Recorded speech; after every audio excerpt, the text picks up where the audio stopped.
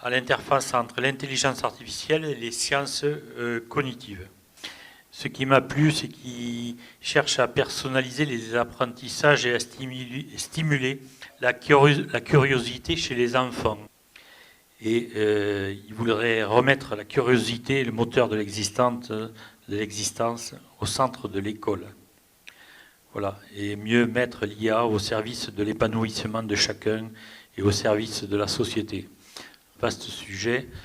Monsieur Odeyer, donnez-nous plus de précision dans tout ce que je viens de dire.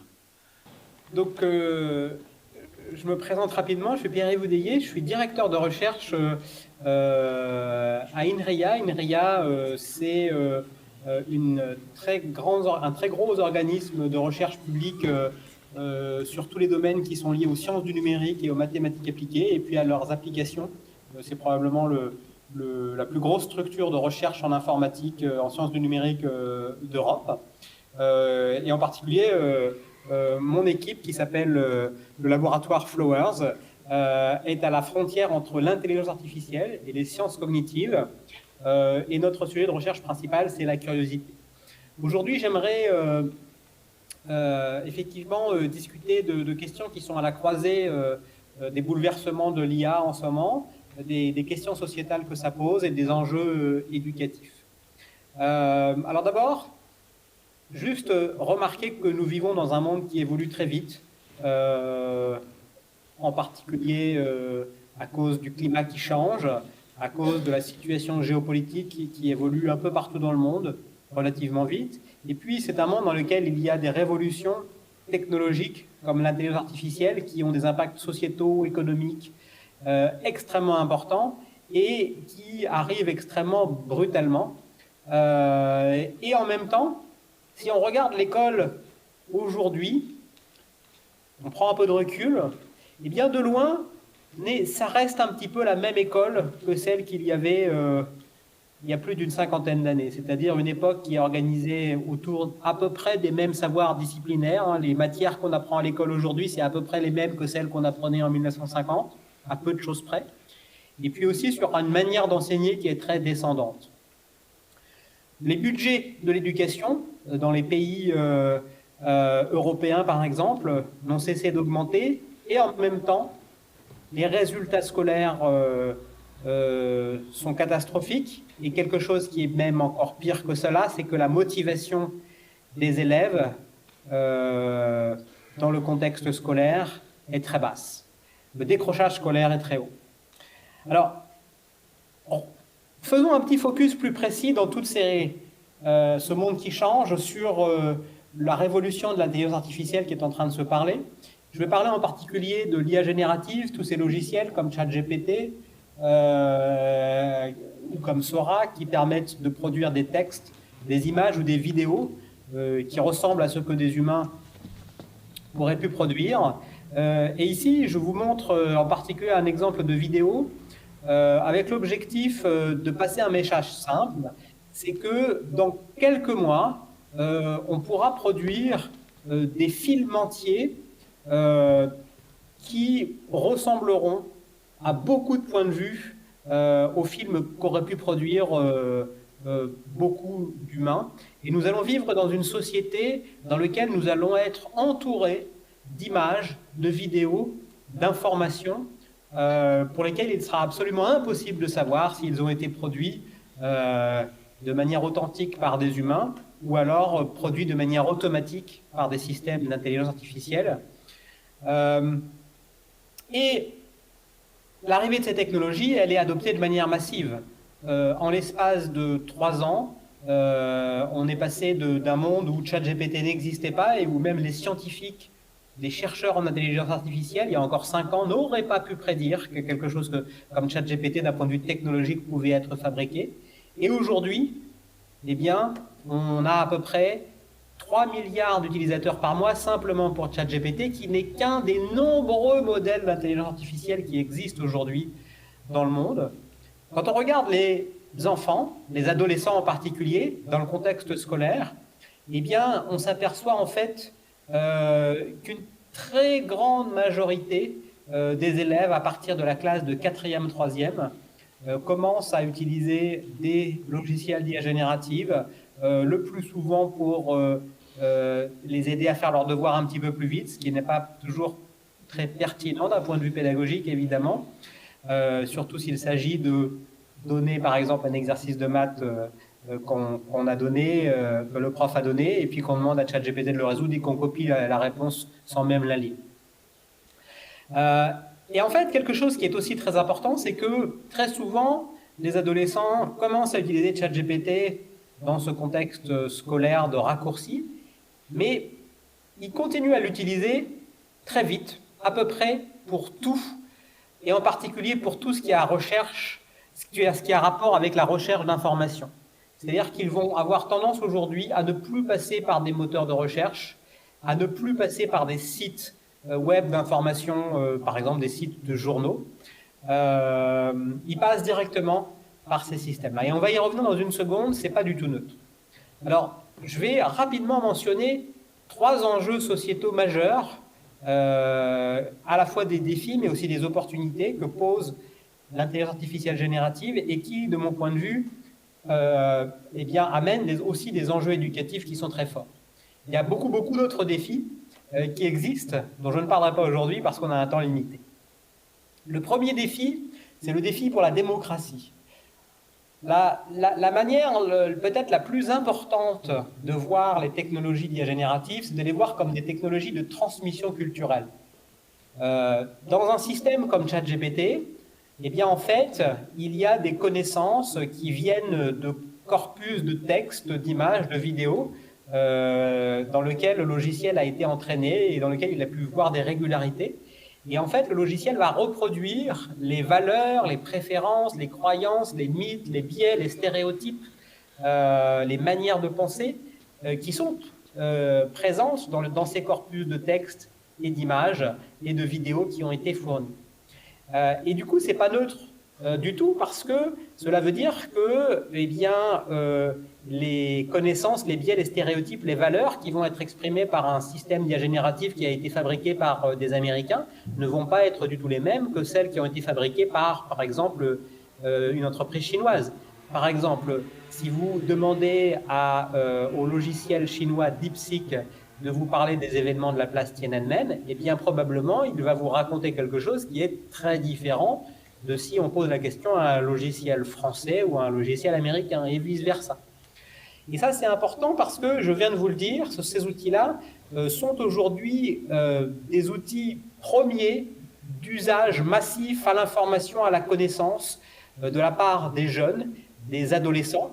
Et donc, la manière dont ils vont progressivement accéder aux connaissances sur le monde va être filtrée par le biais de ces technologies qui vont transmettre une culture particulière qui n'est peut-être pas la leur et pas celle de la culture dans laquelle ils ont grandi. Et puis, même si en tant qu'adulte, par exemple, certains d'entre nous diraient, eh bien, moi, je suis contre ces outils-là, je ne veux pas les utiliser, je ne veux pas me laisser influencer, eh bien, vous n'y échapperez pas. Vous n'y échapperez pas parce que la plupart des textes, des images et des vidéos qui sont déjà sur Internet et qui seront demain sur Internet auront été produits avec ces outils. Et donc, seront là aussi pour reproduire les valeurs et les repères culturels qui ont été encodés par les logiciels qui les ont produites. Sur les réseaux sociaux, par ailleurs, aujourd'hui, il y a des armées de logiciels qui sont déployés par des organisations plus ou moins grandes, plus ou moins étatiques, plus ou moins privées, pour influencer l'opinion, la pensée des gens. Et on a vu récemment, par exemple, dans le cadre d'élections en Europe, que ces élections pouvaient être fortement influencées par ces logiciels.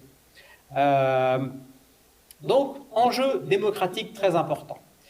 Il n'y a pas que des choses négatives. Il y a des choses aussi qui sont extraordinairement positives et stimulantes. Les logiciels d'IA générative sont en train de transformer complètement la manière dont on fait des sciences. Et pas simplement dont on fait des sciences à un petit niveau, mais dont on fait des sciences au plus haut niveau. C'est par exemple ce qu'a voulu reconnaître le comité Nobel l'année dernière en donnant le prix Nobel de chimie, mais aussi le prix Nobel de physique à des chercheurs en intelligence artificielle. Par exemple, en chimie, il s'agissait de chercheurs qui ont développé des technologies qui permettent de prédire la structure tridimensionnelle des protéines à partir de leur formulation chimique. Et ça, c'est quelque chose qui est extrêmement important à la fois de manière fondamentale pour comprendre le vivant, mais aussi pour mettre au point des nouveaux médicaments. Et être capable de faire ça, c'était quelque chose qu'on n'arrivait pas scientifiquement à faire depuis plusieurs décennies, sur laquelle la science butait. Et tout d'un coup, des techniques d'intelligence artificielle ont ouvert des voies nouvelles. En mathématiques, certains des plus grands mathématiciens du monde, aujourd'hui, utilisent des logiciels d'IA générative pour les aider à développer leurs intuitions, à formaliser une idée qu'ils ont à moitié construite dans leur tête, à tester des idées qu'ils vont leur proposer. Par exemple, vous avez Terence Tao, qui est un des plus grands mathématiciens de notre temps, qui fait des expérimentations extrêmement intéressantes sur ce sujet en ce moment. Dans le domaine de l'industrie, vous avez beaucoup d'entreprises et de laboratoires aussi qui en ce moment travaillent à la mise au point de nouveaux matériaux plus durables, avec des propriétés extrêmement intéressantes, et sur la base de l'utilisation de l'intelligence artificielle. Donc l'intelligence artificielle est en train de changer fondamentalement la manière dont on fait des sciences, et forcément ça va devoir à un moment donné changer la manière dont on apprend les sciences à l'école. Et puis, évidemment, dans l'école, c'est une révolution très profonde. Comme je le disais, aujourd'hui, beaucoup d'enfants, eh bien maintenant, ils découvrent que ce qu'on leur demande de faire sans leur expliquer pourquoi, à longueur de journée, apprendre telle technique en maths, tel élément d'histoire, eh bien, finalement, l'élément de connaissance, il suffit de taper avec ses doigts sur ChatGPT, et en fait on s'aperçoit que le logiciel le sait déjà. Et donc beaucoup d'enfants se disent, mais à quoi cela sert-il d'apprendre tout ça à l'école? Donc il y a une crise de sens qui est très forte. Et en fait, peut-être on peut voir ça de manière positive.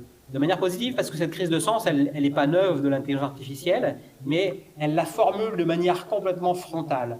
Et donc c'est l'occasion peut-être d'y réfléchir et de s'apercevoir que collectivement, nous n'avons pas suffisamment expliquer aux enfants à quoi cela sert d'aller à l'école. Peut-être nous n'avons pas suffisamment expliqué qu'au finalement, quand on fait des mathématiques et qu'on apprend par exemple une technique A ou B, ce n'est pas le fait de savoir la technique A ou B qui est le plus important, c'est le chemin qui nous a amenés à la comprendre et à l'apprendre.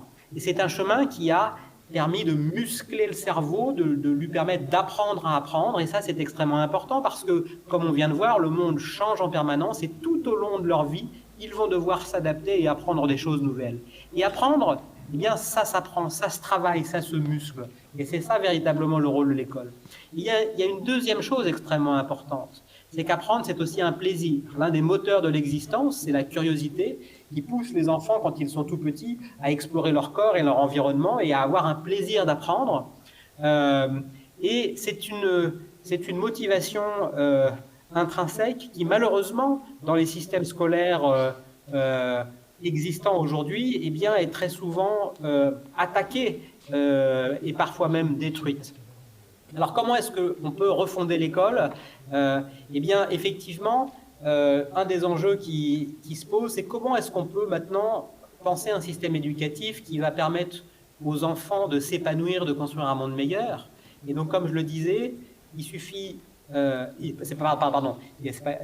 est nécessaire de se poser la question de comment est-ce qu'on va explicitement viser cet objectif premier qui est d'apprendre à apprendre par soi-même et de stimuler, de remettre la curiosité au centre de l'école qui est elle-même associée à la capacité à prendre du recul, à l'esprit critique et à la métacognition, la capacité d'humilité à connaître les limites de ses connaissances, à s'en apercevoir par exemple.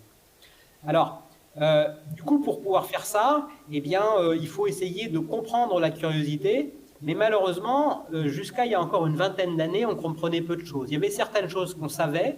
On savait par exemple qu'il y avait une forme de corrélation entre les comportements de curiosité sur le long terme et puis le succès à l'école des élèves et puis leur bien-être tout au long de leur vie et aussi leur succès professionnel, mais on ne comprenait pas trop les mécanismes. Eh bien, ça a commencé à changer il y a une quinzaine et une vingtaine d'années avec une communauté de recherche interdisciplinaire à laquelle j'ai pris part Et mon équipe en particulier fait partie de cette communauté dans laquelle à la fois on va essayer de faire avancer notre compréhension fondamentale de la curiosité. Pour faire ça, en fait, on va utiliser des modèles pour véritablement, un peu comme on modélise le climat, pour mieux comprendre le climat, on va modéliser les mécanismes de l'apprentissage dirigé par la curiosité.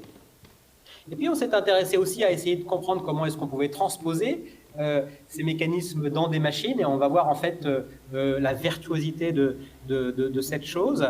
Et puis enfin, on s'est posé la question comment est-ce que ces nouvelles compréhensions, on pouvait en pratique les appliquer au monde de l'éducation.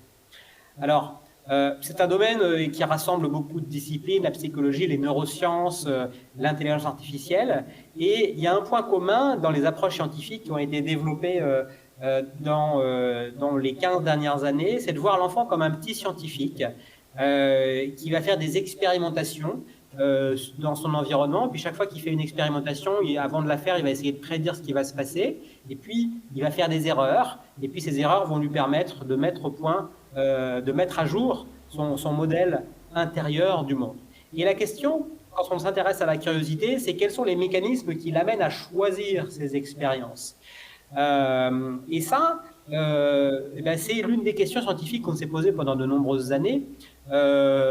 Il y a eu beaucoup d'hypothèses qui ont été proposées. Par exemple, peut-être que ce qui est intéressant pour le cerveau, c'est ce qui est nouveau, c'est ce qui est surprenant, c'est là où on fait des erreurs.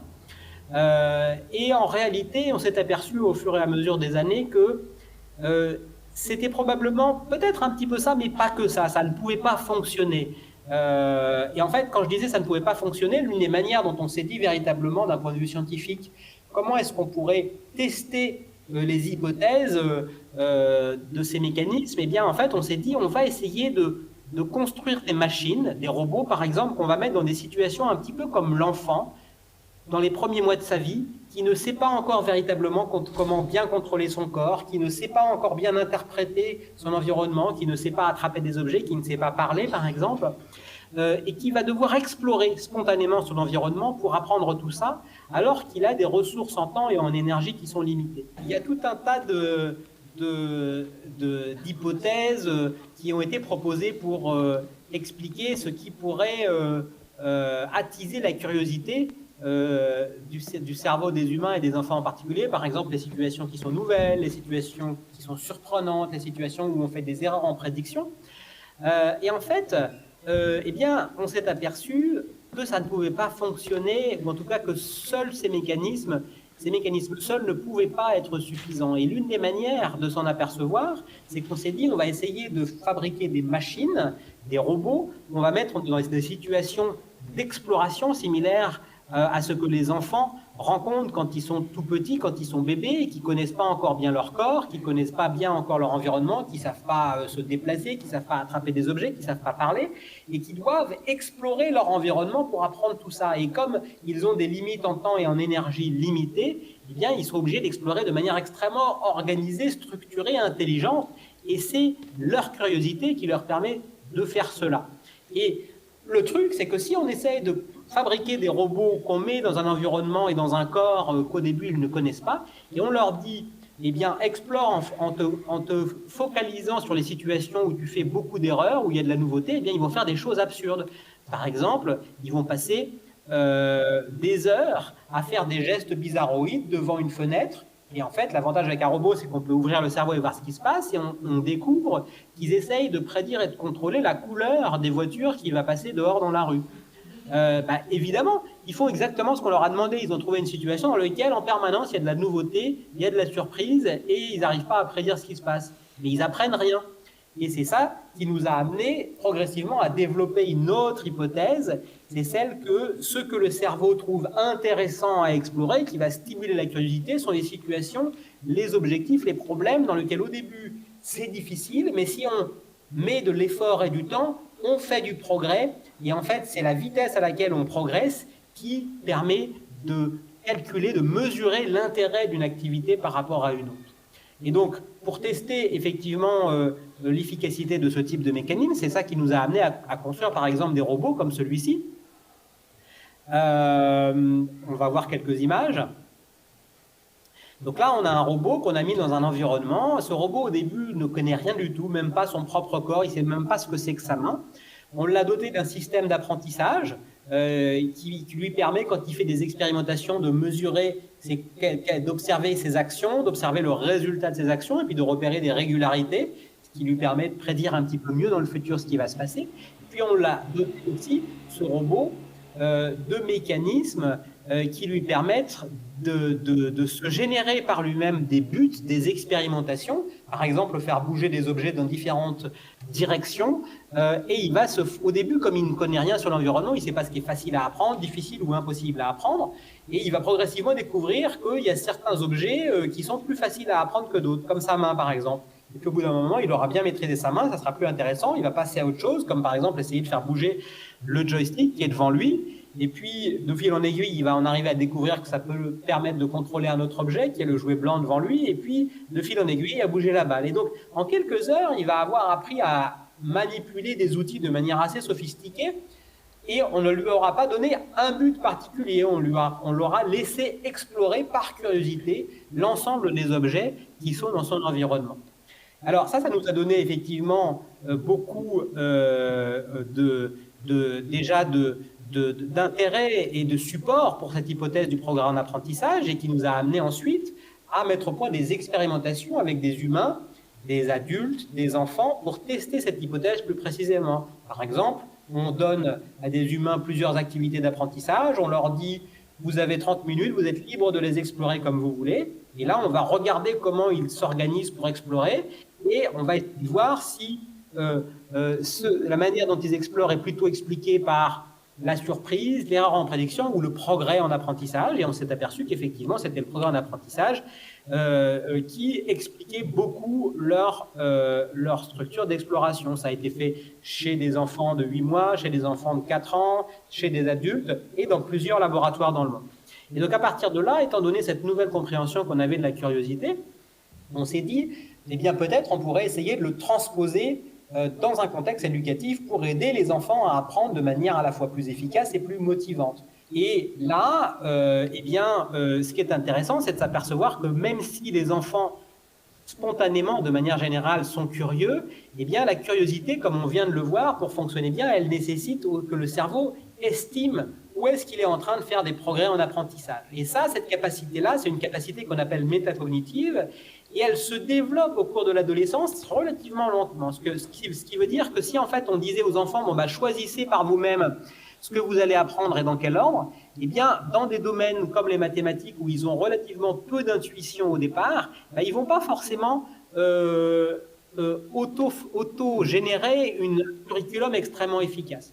Mais par ailleurs, l'enseignant, quand il a en face de lui une classe avec 20 ou 30 élèves, il ne va pas forcément pouvoir faire beaucoup mieux, parce que même si c'est le meilleur enseignant du monde, en pratique, il va faire qu'une seule manière de séquencer les activités pour à peu près tous les élèves. Et donc, ça veut dire que pour chacun des élèves, à un moment donné, les exercices qu'on va lui demander de faire ne correspondront pas forcément très bien à ceux qui lui apportent le plus de programmes d'apprentissage, et donc on sait aujourd'hui que ce sont ceux qui à la fois lui font apprendre le plus efficacement, mais aussi rendent l'apprentissage le plus motivant.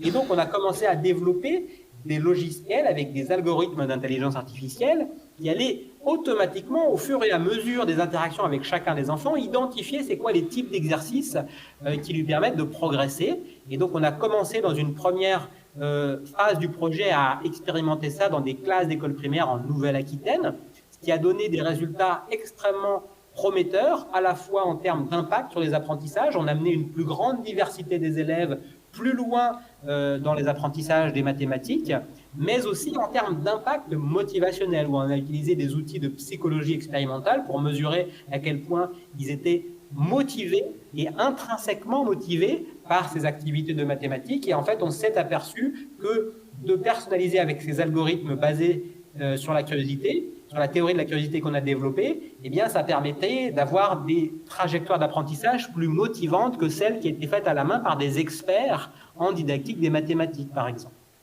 Et c'est ça qui, par la suite, nous a amené a essayé de comprendre comment on pouvait passer à l'échelle, par exemple en collaborant avec des entreprises du monde des technologies éducatives, comme l'entreprise Evidence B, avec laquelle nous avons co-développé les méthodes de personnalisation qui sont dans des logiciels comme AdaptiveMath, qui est aujourd'hui déployé dans toutes les écoles primaires en France, ou MIA Seconde, qui est, à partir de cette année, déployé aussi dans toutes les classes de seconde pour aider les élèves à se renforcer en mathématiques et en français.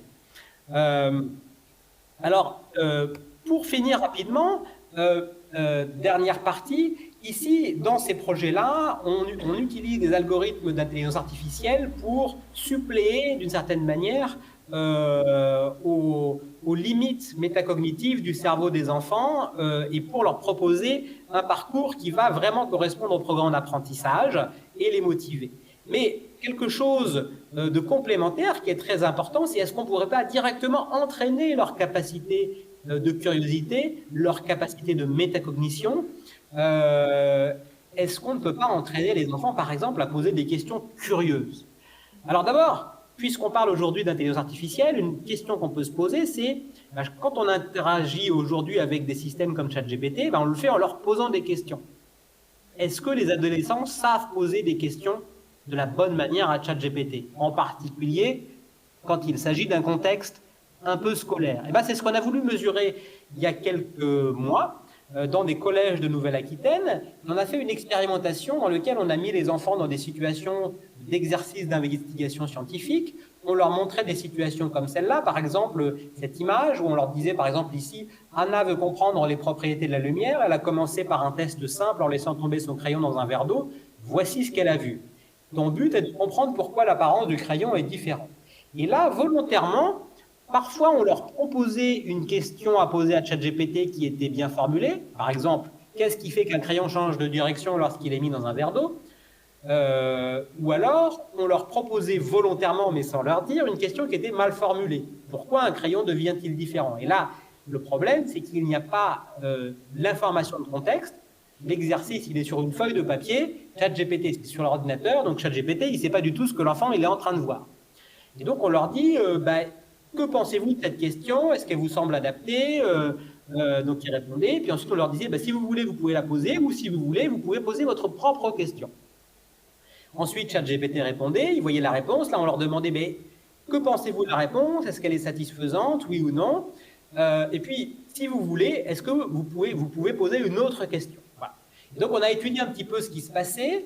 Et alors, première chose, j'ai oublié de dire, c'est des élèves de 4e, 3e. Première chose qu'on a observée, d'abord, on avait une population d'élèves où les 3/4 des élèves avaient déjà utilisé ChatGPT. Et dans cette population, ces exercices de sciences qui n'avaient quand même rien d'extraordinairement difficile, la moyenne de la population qu'on a testée a eu une note de 10 sur 20. C'était une jolie gaussienne, il y avait des élèves qui avaient 18, 19, 20, donc c'était tout à fait faisable, des élèves qui avaient 2, 3, 4, mais la plupart des élèves avaient vraiment autour de 10 sur 20. Pas extraordinaire, sachant qu'ils avaient accès, comme ils le voulaient, à ChatGPT. Ce qu'on a mesuré de manière plus précise, c'est leur capacité, par exemple, à différencier les bonnes questions des mauvaises questions qu'on leur proposait. On s'est aperçu que les 2/3 des élèves n'arrivaient pas à faire la différence entre les bonnes et les mauvaises questions. De la même manière, on s'est intéressé à est-ce que quand ils obtiennent une réponse, ils arrivent à évaluer si elle est satisfaisante ou pas par rapport aux problèmes qu'ils sont en train d'essayer de résoudre. Les 2/3 des élèves ne sont pas capables de dire si la réponse de ChatGPT est satisfaisante ou pas. C'est-à-dire qu'en gros, ils répondent soit au hasard, ou soit même pour une partie d'entre eux, quand la réponse est bonne, ils ont tendance à dire qu'elle est mauvaise, et quand elle est mauvaise, ils ont tendance à dire qu'elle est bonne. Alors, on a essayé de comprendre plus précisément si ça, c'était vraiment des résultats qui concernaient tous les élèves, ou s'il y a certains facteurs qui modulaient. On s'est aperçu, par exemple, en mesurant leur capacité métacognitive, par exemple leur capacité à savoir quand ils savent et savoir quand ils ne savent pas, quand en réalité, les élèves qui avaient la meilleure métacognition étaient ceux qui s'en sortaient le mieux. Par ailleurs, on s'est intéressé aussi à savoir si, quand ils disaient qu'ils avaient déjà utilisé ChatGPT, qu'ils se sentaient bien à l'aise avec ces outils et qu'ils pensaient connaître les forces et les limites, est-ce que ça avait un impact? On s'est aperçu que les élèves qui disaient être les plus familiers et les plus à l'aise avec ChatGPT étaient ceux qui réussissaient le moins bien. L'une des raisons, c'est que beaucoup d'entre eux ont appris à utiliser ces outils de manière autonome et se sont formés des images mentales qui sont fausses et qui les amènent à faire surconfiance dans ces systèmes. Donc, deux conclusions importantes qui rejoignent ce que je disais au départ sur l'importance de l'éducation et de qu'est-ce qu'il faut enseigner aux enfants dans ce monde qui change avec l'IA générative. Première chose, il faut développer leur métacognition, leur curiosité, leur capacité à poser des questions. La deuxième chose, il faut aussi développer leur littératie, leur acculturation à l'intelligence artificielle. Pour développer leur capacité à poser des questions curieuses, on a commencé à développer des interventions pédagogiques qui littéralement sont des exercices qui, avec un certain nombre d'indices, vont les amener progressivement à poser des questions structurées, divergentes, curieuses. On va par exemple leur présenter des petits textes sur les dinosaures, sur les volcans, et puis on va leur donner des indices qui vont les amener à poser des questions qui sont en rapport avec le sujet du texte, mais dans lesquelles la réponse n'est pas dans le texte. Et en fait, on va pouvoir leur apporter d'ailleurs ces indices avec des logiciels qui comportent des petits agents conversationnels qui peuvent eux-mêmes être implémentés avec des logiciels d'IA générative. Donc c'est intéressant, là on met l'IA générative à l'envers, ici on va l'utiliser pour entraîner les enfants à développer les savoir-faire qu'ils ont besoin d'avoir pour naviguer dans ce monde. Donc, on s'est aperçu qu'effectivement, certaines des interventions qu'on avait développées leur permettaient à la fois d'apprendre à mieux formuler des questions curieuses et ça les amenait ensuite à explorer spontanément de manière plus organisée et plus longue, par exemple, des ensembles de contenus pédagogiques qu'ils étaient libres d'explorer. On s'est aperçu aussi que quand on faisait juste ça, eh bien, ça développait leur capacité à poser des questions curieuses, mais pas forcément leurs a priori émotionnel vis-à-vis de la curiosité.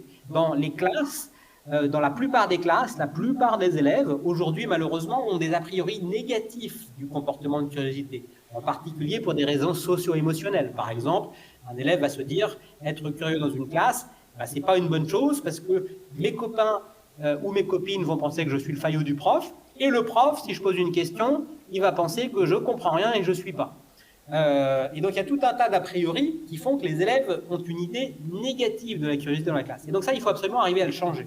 Et donc, on a développé récemment des ateliers de formation à la métacognition et à la curiosité dans lesquels on a des activités pratiques, mais aussi une explication conceptuelle de qu'est-ce que c'est que la curiosité, quel est son rôle dans les apprentissages, pourquoi c'est important, et on a des premiers résultats extrêmement prometteurs dans lesquels on commence à faire changer leurs a priori sur la curiosité. Voilà. Et pour conclure, on travaille aussi sur développer des outils pédagogiques qui vont permettre aux enfants de mieux comprendre les mécanismes et les enjeux sociétaux de l'intelligence artificielle générative. Et l'un de ces outils, comme on en parlait tout à l'heure, c'est un livre que j'ai coécrit avec Didier Roy et qui est illustré par Clémentine Latron, qui est écrit pour les adolescents sous sa forme, avec, on a essayé de le faire un petit peu d'humour, mais qui couvre plein d'enjeux sérieux, comme les enjeux éducatifs dont on vient de parler, les enjeux démocratiques, les enjeux de pouvoir, les enjeux économiques, les biais culturels par exemple, donc les enjeux environnementaux aussi, on traite de tous ces sujets-là, mais c'est un livre aussi qui est fait pour être lu par les curieux de tous les âges. Voilà, et je m'arrêterai là, merci beaucoup.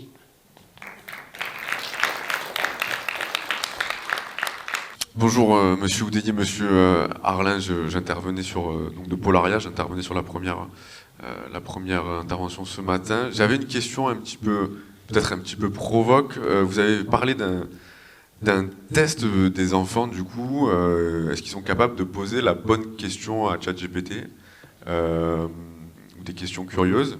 Est-ce que, par hasard, vous avez une étude comparative avec des adultes par rapport à cette question? Parce que du coup, Polaria, on intervient sur des formations un petit peu sur le prompt engineering. Et c'est vrai qu'on se rend compte, au début en tout cas, que les adultes n'ont pas non plus une aisance, une facilité à poser forcément des bonnes questions à l'outil.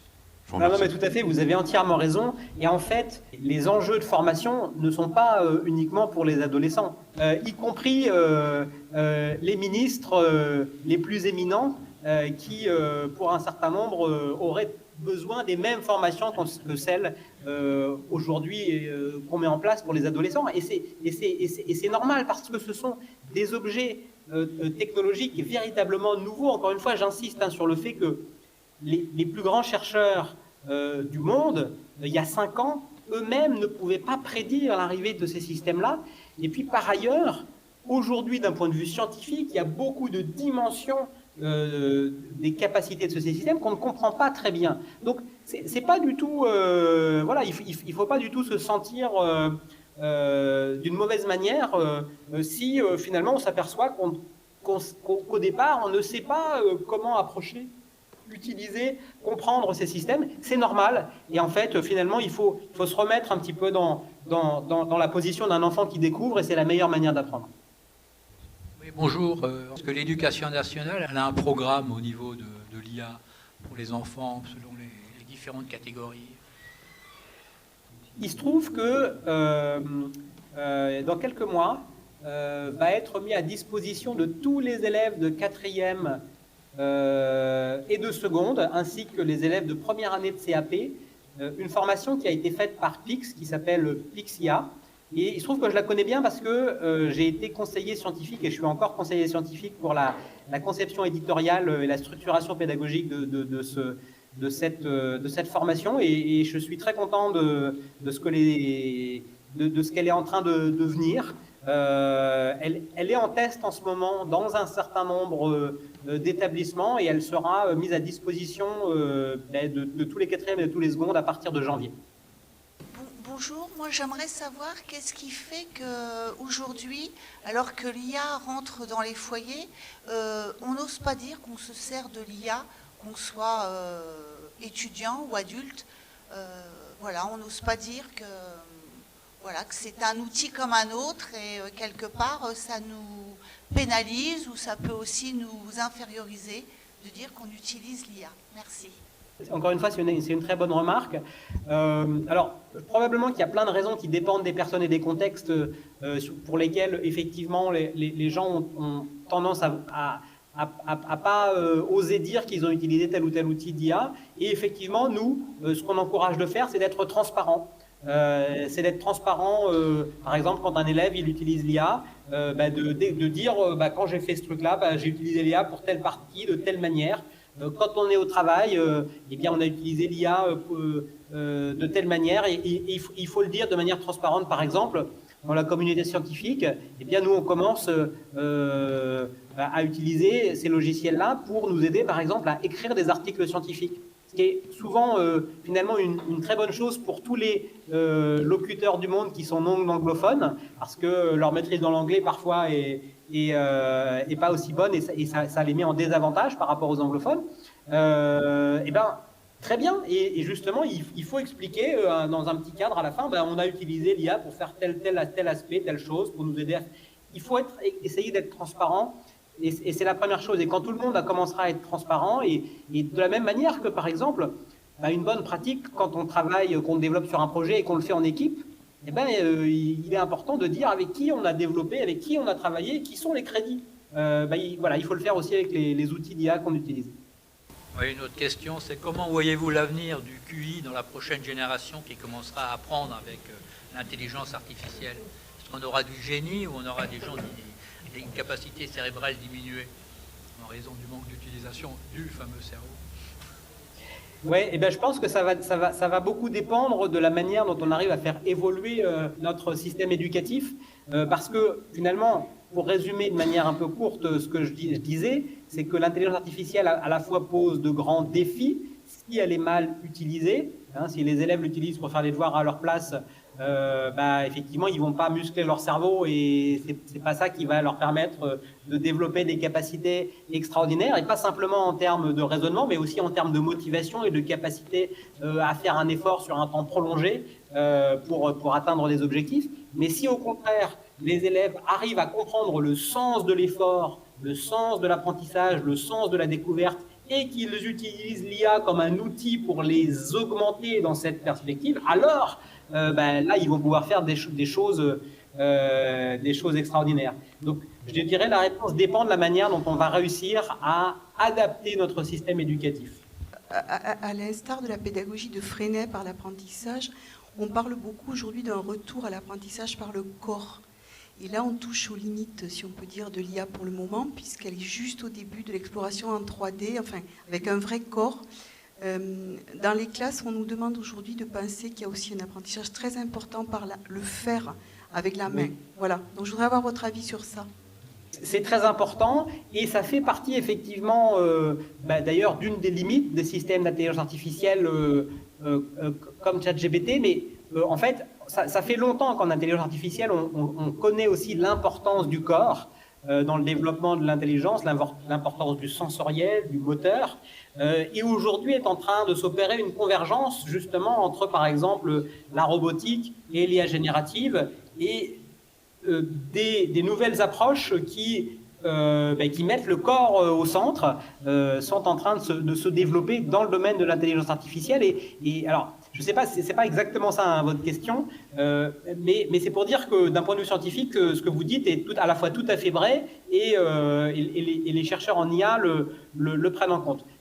Par ailleurs, ce que vous dites pointe aussi sur le fait que là, quand on parle des outils numériques dans les apprentissages, il faut faire effectivement attention que ça reste des outils parmi d'autres pour des apprentissages particuliers parmi d'autres et que les apprentissages, on va dire, incarnés, ceux qu'un enfant peut faire quand il va se balader dans la forêt et où il n'y a pas de numérique du tout, ils restent absolument fondamentaux et ils resteront fondamentaux.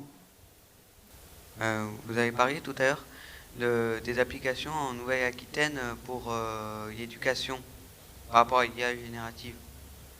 Est-ce que plus tard, si qu'on continue sur cette lancée-là, il y aurait une personne qui surveille un groupe d'élèves qui sont en train d'apprendre justement sur ce genre d'application? Alors, ça dépend à quoi on pense quand il y a une personne qui surveille un groupe d'élèves. En fait, ce qui est très important dans ces outils, c'est que ce sont des outils qui sont avant tout mis à la disposition des enseignants, pour aider les enseignants. Donc ça veut dire qu'en fait, c'est l'enseignant qui, dans sa classe, va expliquer à quoi ils servent, quel est leur objectif, et qui va, avec lui-même aussi une interface de ces outils, être capable de suivre, par exemple, tiens, il y a tel sous-groupe dans la classe qui a des facilités sur ça, mais là, il bute un peu sur ça. Et puis tel autre sous-groupe, eux, c'est plutôt ça leur difficulté. Et ça va lui permettre du coup d'aller les voir et de leur apporter une explication, un soutien qui va être un petit peu plus personnalisé. C'est comme ça que ça marche, par exemple, dans les logiciels Adaptive Math ou Mia Second. Bonjour, merci. En fait, c'est plutôt un commentaire pour demander un peu de discussion dessus. C'est que si on parle de les élèves, c'est soit les enfants, soit le chercheur. En fait, c'est tout le monde. Parce que tout le monde ne sait pas qu'est-ce qu'on ne sait pas. Et donc, en fait, je trouve qu'on a le même souci, entre guillemets, que juste parce que ChatGPT, si nous allons formater quelqu'un comme on l'utilise, ça ne veut pas dire que nous sommes tout à fait donné la bonne information. Et en fait, c'est ça un peu qu'on a. On va utiliser l'information qui existe sur l'Internet, mais par exemple, si ce n'est pas déjà bien référencé, bien prouvé et tout le reste, que c'est correct, on risque justement de faire une précipitation, excusez-moi, je ne peux pas dire le mot, mais plus énorme que jamais que la mauvaise information. Et c'est ça qui m'inquiète un peu, surtout avec mon chemin de recherche scientifique, médicale et tout ça, et toutes les conversations que j'ai eues déjà en vraie voix depuis 20 ans, et là que je parle de recherche d'un certain niveau, mais ça va dire qu'en fait, même eux, ils commencent une nouvelle recherche d'un mauvais départ, mais maintenant boosté par l'aide, entre guillemets, de IA. Alors, je pense qu'il y a plusieurs points dans votre commentaire. Je pense que l'une des choses, quand je comprends de ce que vous dites, c'est que il y a des informations qui sont produites par ces systèmes qui peuvent être fausses, par exemple. Et oui, c'est vrai. Et ça fait partie justement de l'enjeu de développer la curiosité, l'esprit critique, aussi la métacognition quand on interagit avec eux, pour en permanence avoir cette capacité de questionner et puis d'interroger aussi d'autres sources, d'aller les vérifier. Alors il y a aussi une deuxième chose, il y a un deuxième enjeu, qui est celui de la diversité. C'est-à-dire qu'il y a aussi plein de questions que les gens peuvent poser à des logiciels comme ChatGPT, pour lesquelles il n'y a pas forcément une réponse juste et puis le reste est faux. Il y a potentiellement plein de réponses pertinentes Je ne sais pas, ça peut être par exemple, bah, tiens, j'aime faire des randonnées, est-ce que tu peux me donner des idées de voyage à faire?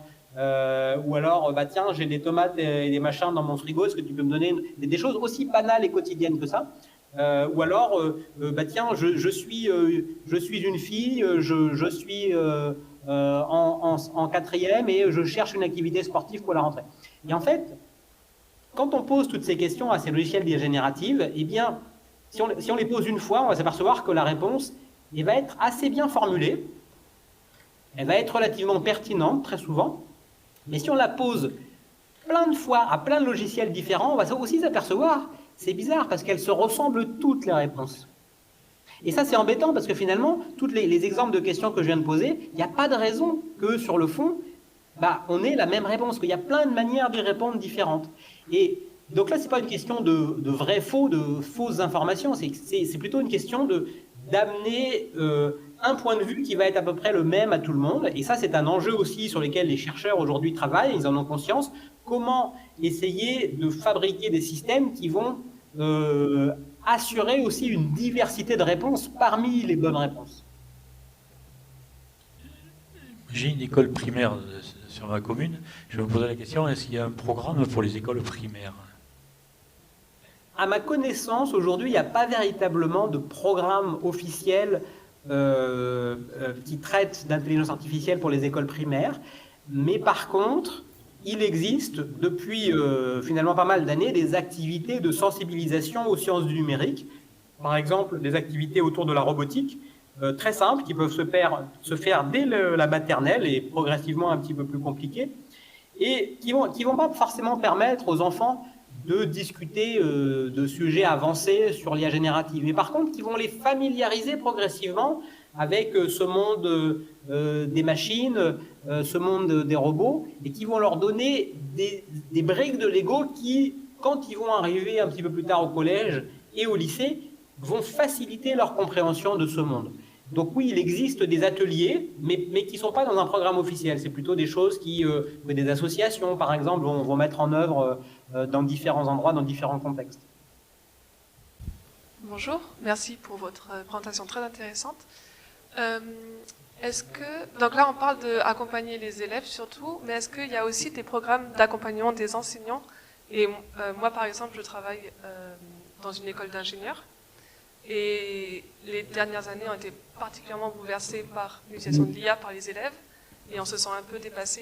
Et est-ce qu'il y a des programmes pour aider les enseignants sur ces sujets? Oui, vous avez raison, c'est extrêmement essentiel d'accompagner les enseignants. Alors, il commence à y avoir différentes choses. Alors, d'abord, en fait, comme je le disais tout à l'heure, les formations qui sont faites pour les ados, en fait, elles sont aussi très pertinentes pour les adultes, et les enseignants sont des adultes comme les autres d'une certaine manière. Et donc, par exemple, la formation Pixia, moi, j'encourage les enseignants, quand elle sera disponible, à la suivre. C'est juste une introduction, mais c'est déjà très bien. Et puis, il y a d'autres choses qui existent. Par exemple, il y a un MOOC qui s'appelle, je ne sais plus la version française, c'est un projet européen qui s'appelle AI for Teachers, et il y a une version française, et donc c'est un ensemble de modules pédagogiques qui sont en ligne et qui sont faits pour familiariser les enseignants à un certain nombre de ces questions. Cependant, il reste beaucoup à faire. Le travail de formation des enseignants devrait être beaucoup plus grand qu'il ne l'est aujourd'hui, malheureusement. Avez-vous une idée pourquoi on utilise beaucoup plus l'intelligence artificielle à partir de la quatrième, troisième? Alors, c'est une bonne question.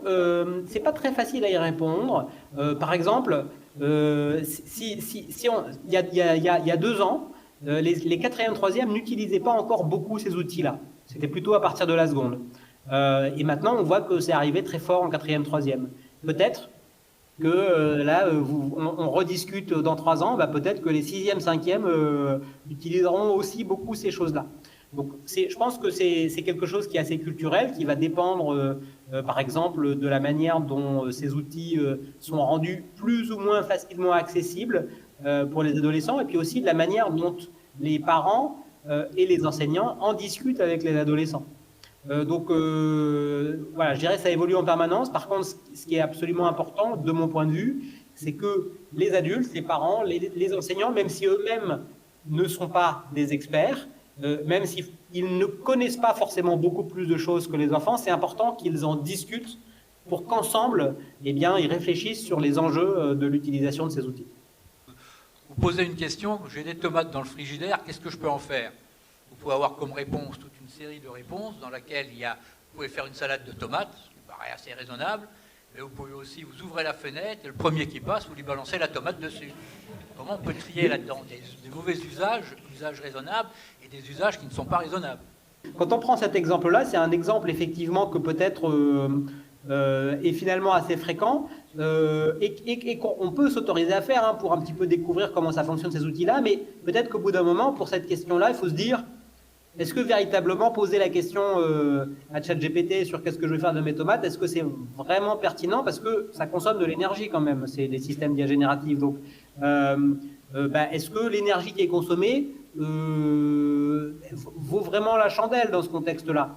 Peut-être que c'est mieux que j'utilise mon cerveau pour moi-même trouver une idée. Et puis l'autre dimension, c'est effectivement celle, si on pose une question, alors là évidemment c'est pas très grave l'exemple, s'il propose de jeter les tomates sur quelqu'un dans la rue puis qu'on le fait, c'est pas malin, mais rien de grave va se passer, mais il y a d'autres questions sur lesquelles il pourrait se passer des choses graves, et donc il y a des questions de sécurité, du coup, sur lesquelles travaillent beaucoup les organisations qui fabriquent les logiciels d'IA générative, et c'est aussi ça qui est au cœur de la réflexion d'organisations internationales au niveau européen, mais aussi au niveau international, de régulation de la sécurité pour s'assurer, par exemple, des exemples, c'est que on veut absolument éviter que si des gens mal intentionnés demandent à des logiciels d'IA générative de fabriquer des armes biologiques, eh bien qu'ils ne soient pas aidés. Et ça, c'est véritablement un enjeu très très important sur lesquels les gens travaillent. Ouais.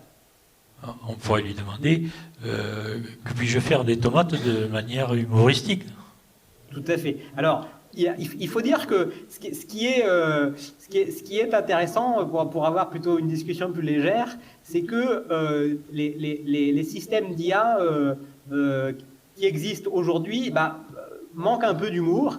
Et l'une des raisons peut-être pour lesquelles il manque un peu d'humour, c'est que, pour justement à la fois des raisons de sécurité, puis aussi des raisons d'essayer de ne pas leur faire dire des choses qui vont être des stéréotypes, qui vont être blessantes, etc. Eh bien, aujourd'hui, ils suivent des règles de fabrication qui les amènent à peut-être être moins drôles qu'ils ne pourraient l'être. Nos ancêtres les Gaulois, c'est une version. Qu'est-ce qu'il en est si on passe cette question à la moulinette de l'intelligence artificielle, la réponse, on l'aura en fonction de la tendance qu'on va amener dans la question qu'on posera. Il avait raison, Michelet, en parlant de nos ancêtres les Gaulois. C'est pas pareil que de demander qu'est-ce qu'il en est réellement.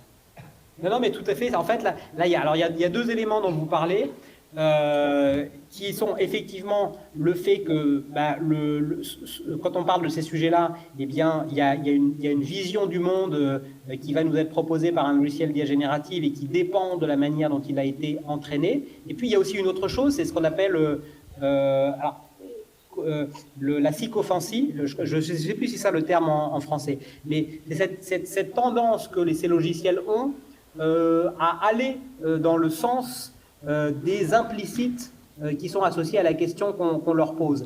Parce qu'en fait, ils ont été entraînés avec des méthodes qui les amènent à essayer de faire plaisir à leurs utilisateurs. Et si leurs utilisateurs ils leur posent une question, et dans la formulation de la question, on a l'impression qu'ils préfèrent tel ou tel parti politique ou telle ou telle vision d'une période de l'histoire, eh bien...